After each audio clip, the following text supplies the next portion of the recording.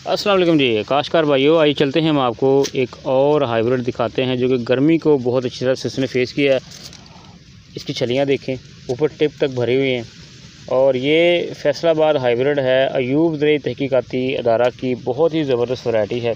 135 मन तक इसकी पैदावार आ सकती है अगर आप इसे जो है काश्त करते हैं। तो इसके अगर टांडे देखें तो ये अभी तक सब्ज़ हैं, ग्रीन हैं। इससे आप अंदाज़ा लगा सकते हैं कि मल्टीनेशनल कंपनीज़ का पूरा इसने मुकाबला किया है। और अब इसकी छली देखें कि ऊपर तक भरपूर छली है और इससे जो है 130 मन प्लस जो है आप पैदावार ले सकते हैं। ये मौसमी और बहारिया काश दोनों के लिए जो है रिकमेंड है।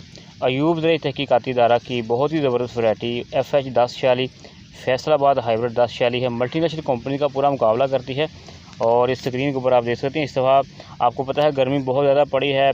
जो मल्टीनेशनल कंपनीज़ है वह उनकी छलियाँ जो है वो इतनी अच्छी